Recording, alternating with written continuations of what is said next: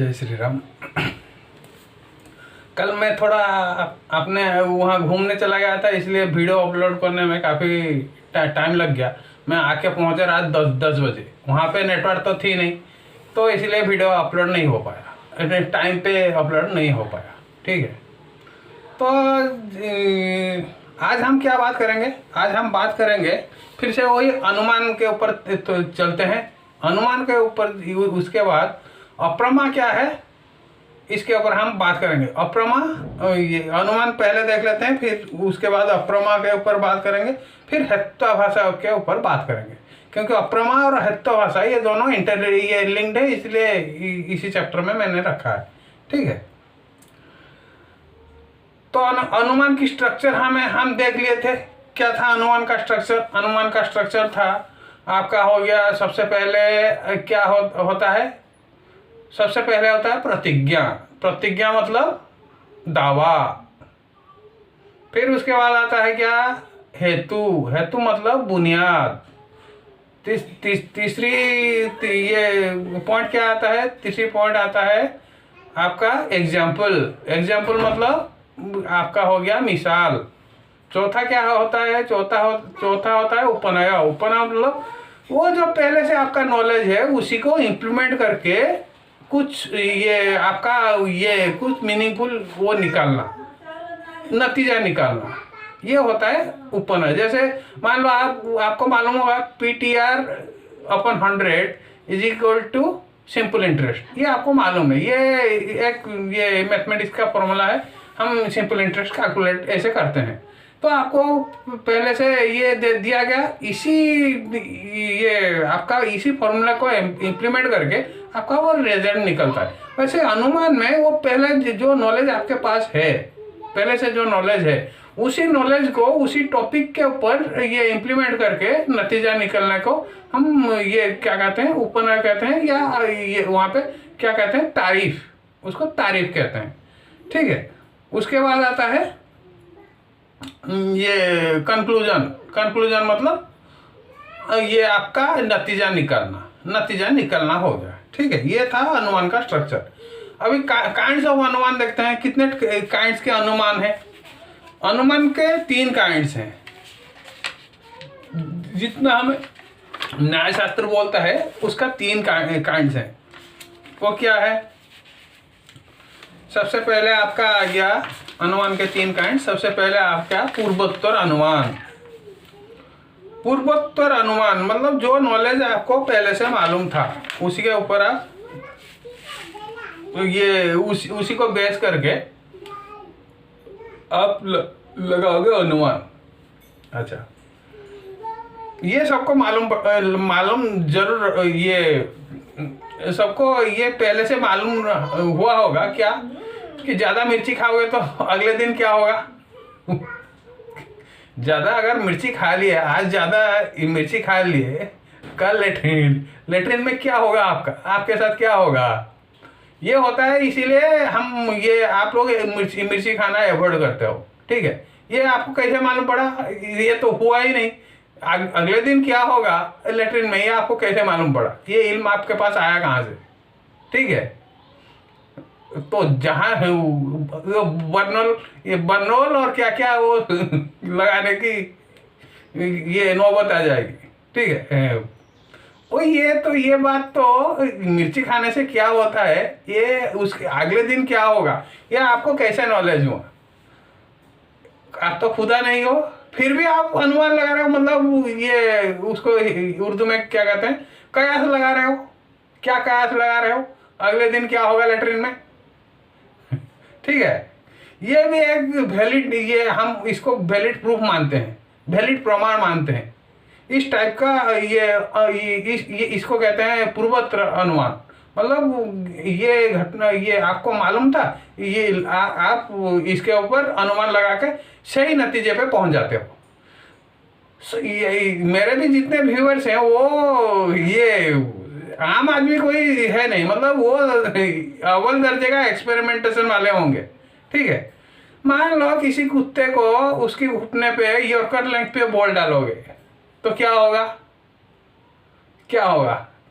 ये अनुमान आप कैसे, जो भी होगा कुत्ता काँव काँव करेगा, तो कुत्ता काँव काँव करेगा ये आपको कैसे मालूम पड़ रहा है?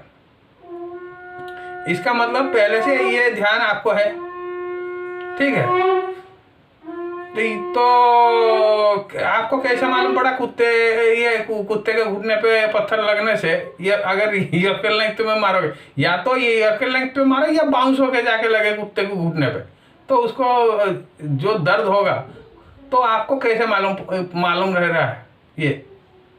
इसका मतलब आप ये कभी मार के देखे हो, किसी बंदे ने मारा, आपको मालूम है ये उसको वहाँ ये कुत्ते को लगने से वो उसको दर्द होगा, वो काँव काँव करेगा, ठीक है। फिर आता है शेषव्रत अनुमान। शेषव्रत अनुमान आप भी, ये जो लोग भी एग्जाम दे के आए हैं, ये या केबीसी जैसे आप ये देख रहे होंगे, कोई देख रहा होगा। आजकल तो उतना उसका व्यूअर्स इतना ज़्यादा है, आता नहीं, वो बहुत कम लोग अभी देख रहे हैं, अच्छा ही कर रहे हैं। तो जो भी देख रहा होगा उसको मालूम रहा होगा, उसमें 4 ऑप्शंस होते हैं, ठीक है। मान लो पहला ऑप्शन नहीं रहा, ये गलत हो गया, आपको मालूम है पहला ऑप्शन गलत है। फिर दूसरा ऑप्शन वो भी ये मान लो वो गलत हो गया, बाकी रहे 2 में से एक ऑप्शन वो भी गलत, आपको लगा गलत हो गया, तो थर्ड ऑप्शन आप ये चूज करोगे, थर्ड ऑप्शन ऑटोमेटिक सही होगा। मान लो एक एग्जाम में ये क्वेश्चन आया, क्या क्वेश्चन आया? ये when did India got independence? वहाँ पे एक में लिखा था 1950, एक में लिखा था 1936, एक पे लिखा था 1963, लास्ट में लिखा था 1947, ठीक है। अच्छा, मान लो ये क्वेश्चन पढ़े, ये पहले 3 ऑप्शन आप देख लिए, क्या 1950 वो भी गलत हो गया, 1936 ये भी गलत हो गया, आपको मालूम है 1962 या जो भी है, जो मैंने बोला था वो भी गलत हो गया। लास्ट में जो ऑप्शन बचा वो सही होगा, क्योंकि उसके बाद और कोई ऑप्शन नहीं। ये इसको कहते हैं, ये 3 ऑप्शन अगर गलत हो गए, 4th ऑप्शन सही होगा ही होगा, ठीक है। इसको कहते हैं शेषव्रत अनुमान, ठीक है। उसके बाद आता है समन्वय दृष्टिता। ये क्या चीज है? आप कंपेयर करके वो ये ऐसे बोल देते हो, वहाँ पे कोई लॉजिक नहीं लगता, ठीक है। वहाँ पे कोई लॉजिक नहीं लगता, ऐसे ही आप बोल देते हो। जैसे हम बोल देते हैं, और ये all man will be man, girls love pink, ये इसमें कोई लॉजिक ही नहीं है। जरूरी नहीं man will be man will always be man, ये कोई जरूरी नहीं है, फिर भी हम ऐसे बोल देते हैं। हाँ, वो सब ये जितने भी मुसलमान हैं वो सब जिहादी होंगे, सुखड़ू मुसलमान भी जिहादी हट्टा करता तगड़ा मुसलमान जिहादी हो सकता है, सुखड़ू मुसलमान वो आएगा, उसको 2-4 लाफे मारेंगे, वो कहाँ जिहादी बनेगा, ठीक है। खैर जो भी है, ये मजाक था। तो वैसे हम ये बोल देते हैं ये इस्लाम गलत दिन है, इस्लाम में कुछ गलत चीज़ है, लेकिन उसको अगर आप इरेडिकेट कर दो तो वैसे वो इतना खतरनाक नहीं है। लेकिन वो पर्सन को कौन इरेडिकेट करता है, ठीक है। तो ये हो गया पूर्वोत्तर अनुमान, मतलब ये होता है समन्वय दृष्टिता। सबको एक समान आप देख रहे हो, girls will be girls, man will be man, ये तो ये सारे जिहादी हैं। ये अंधभक्त, जैसे आप लोग कहते हो अंधभक्त सारे गोमूत्र पीते हैं कोई गोमूत्र नहीं पीता, वो गोमूत्र एक टाइम पे एक काम पे लगता है, वो भी आपका ऑप्शन से आप उसको खाओगे पियोगे, वो पंचद्रव्य में आता है। वो पूजा में एक जगह लगता है, ये मतलब अगर कोई मर जाए तो उसी समय, ये मरने के बाद 11वां दिन उसका एक काम होता है, जो भी वो रिचुअल्स होता है, रिचुअल्स। तो वहाँ पे वो लोग ये अपना सर मुंडवाने के बाद वो उसको सेवन करते हैं। ये भी ऑप्शंस है, जरूरी नहीं है कि हर कोई उसको खाता होगा। उसमें क्या क्या डलता है? दूध, घी, दही और गोमूत्र और गोबर मैं आपको वो ये एक मुझे जितना मालूम है, मैं जितना ये देखा हूँ, मैं ये कह सकता हूँ। मरने के बाद 11वां कोई मर गया, उसका ये राइचुअल्स 11 दिन तक चलेगा, फिर 3 महीने के बाद एक श्राद्ध आएगा, फिर 6 महीने बाद एक श्राद्ध आएगा, फिर 1 साल बाद श्राद्ध आएगा। ठीक है, तो यही जो ये यहीं पे एक बार ये 11 दिन के बाद वो जब सर मुंडवा के आते हैं, इसी समय इसी टाइम वो ये शायद ये लेते हैं। बाकी कोई मेडिसिन, कोई आपका कबीराज हो गया, अगर वो प्रेस्क्रिप्शन देता है कि आप ये खाओ, तो उसको खाना पड़ेगा। वो भी वो गोमूत्र हर कोई मतलब गाय से लाके नहीं पी सकते। वो बछड़ा जो ये आप क्या कहते हो, जो जिसको बच्चा होगा, अभी तक हुआ नहीं, प्रेग्नेंट हुई नहीं, मतलब वो उम्र हो गया उसका, वो ये सबसे पहले सुबह को, मतलब वो ये सूरज अभी ये सुबह हुआ नहीं होगा, जब वो सुसु करेगी उसी को आप लाके ये सब काम में लगाया जाता है। कोई बूढ़ी गाय का हो या छोटा बछड़ा का हो, ये उसका कोई काम नहीं होता, ये काम नहीं आएगा। तो उसका कुछ स्पेसिफिकेशन है, वो जो कबीराज है वो बेहतर बता पाएंगे। तो उसके बारे में तो मुझे ज़्यादा नॉलेज नहीं कि ये मैं तो वो ये आयुर्वेदा पढ़ा नहीं हूँ। जो आयुर्वेदा पढ़ के वो जो कबीराज बने हैं वो लोग इसके बारे में बेहतर बता सकते हैं, वो कहाँ इस्तेमाल करते।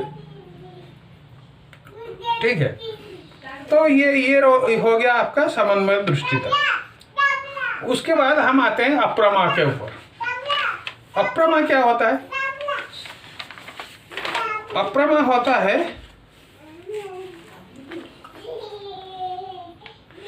यह अर्थात अनुभव ही अप्रमा कहता है। अनर्थ ये ऑल लगा देने से उससे पहले ये नेगेटिव में चला जाता है। यथार्थ अनुभव हम पढ़े थे। यथार्थ अनुभव मतलब सही, अयथार्थ मतलब गलत अनुभव आपका हो गया अप्रमा। वो 3 टाइप के होते हैं।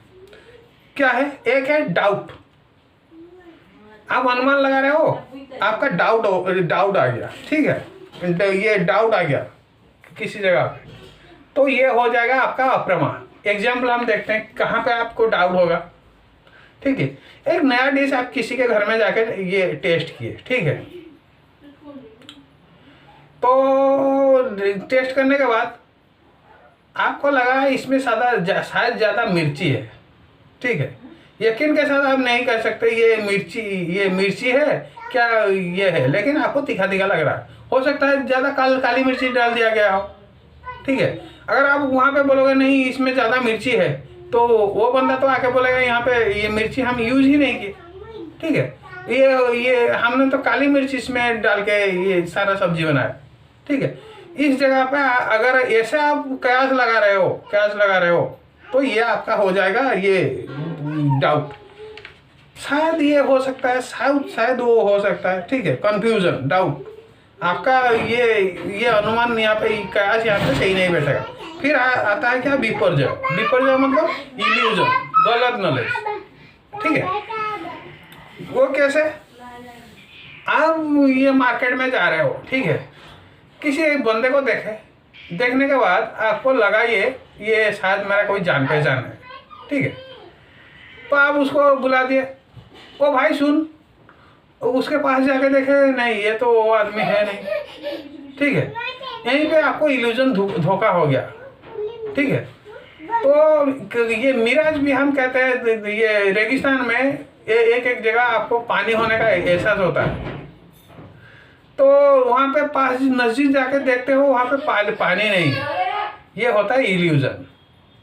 ठीक है, अगर ऐसा भी आप कभी आपके मन में आता है, आपको लगता है हाँ ये सही होगा, लेकिन वो सही होता नहीं। ठीक है, इसको कहते हैं विपर्जय, धोखा खा जाना। ठीक है, फिर तर्क मतलब गलत लॉजिक लगा देना। ठीक है, मैंने आपको कल एक ये इंजुरी मार्क दिखाई थी। ठीक है, वहाँ पे हमने ये डिस्कस किए थे कि कोई अगर बोलेगा यहाँ पे ऑपरेशन हुआ है या ये जलने से ये घाव हुई है, तो ये हो जाएगा आपका गलत लॉजिक। ठीक है, ये जरूरी नहीं वो इंजरी मार्क जलने से हुई, छिलने से हुई।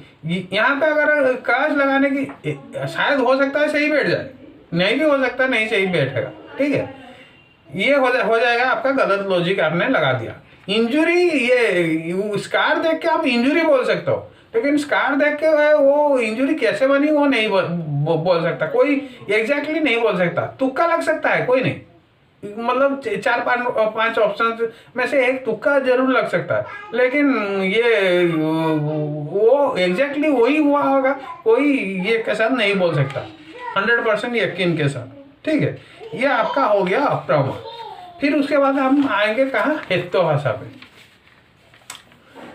तो ये सब हम क्यों पढ़ रहे हैं, ये सब मैं इसीलिए आपको सब समझा रहा हूँ ताकि मैं जब आपको हिंदुइज्म के बारे में ये सिखाने लगूं तो आपको ये ना लगे हमसे कोई ये छूट गया, हमको ये बंदा गुमराह कर रहा है, ठीक है। वैसे तो ये सारे बातें आएंगे नहीं, मैं जितना जानता हूँ वो आपके आंखों के सामने ही सारा का सारा कुछ होगा। ये मूर्ति कैसे बनती है, ये मूर्ति है क्या चीज़, ये इससे हमें फायदा क्या होता है, इससे हमें नुकसान क्या होता है। तो आप जब देखोगे वो आपके आंखों के सामने होगा तो आपको इसमें ये सब आएगा नहीं, तो आपके लिए वो प्रत्यक्ष प्रमाण होगा। वहाँ पे कोई मतलब 1% भी धांधली नहीं, 1 सिंगल परसेंट भी धांधली नहीं। वहाँ पे कुछ चीज़ आसमानी नहीं, सब आप ही डिसाइड करोगे। हाँ, हम सही कर रहे हैं गलत कर रहे हैं, और सही कर रहे हैं क्यों कर रहे हैं, और गलत कर रहे हैं क्यों कर रहे हैं, ठीक है। वहाँ पे आसमानी कोई थर्ड पार्टी कोई है नहीं, आप और हम होंगे, हम ही डिसाइड करेंगे वो सही है कि गलत है। हम क्या कर रहे हैं, पहले मूर्ति पूजा तो सीख लें, उसके बाद हम डिसाइड करेंगे ये जानने वो है क्या, उसके बाद हम देखेंगे वो है सही है गलत है, कितने परसेंट सही है कितने परसेंट गलत है। जो लोग कहते हैं इबादत करना देखते हैं ये जो वो कह रहे हैं सही है, जो हम कर रहे हैं सही है, ठीक। और देखेंगे इन सब के साथ मूर्ति पूजा कैसे डायरेक्ट आपका इन्वॉल्वमेंट उसका है, मूर्ति पूजा के साथ इन सब का कैसे चोली दामन का साथ है, कैसे इंसाफ मूर्ति ये जो मूर्ति पूजा करता है उसका बेसिक फंडामेंटल ये है। आपका हो गया आपका वो हलाल हराम, ठीक है, वही हलाल हराम ये मूर्ति पूजा से डायरेक्ट इंटरलिंक्ड है। तो आज के लिए रखते हैं, फिर आज के लिए इतना काफ़ी है, आज के लिए रखते हैं। जय श्री राम।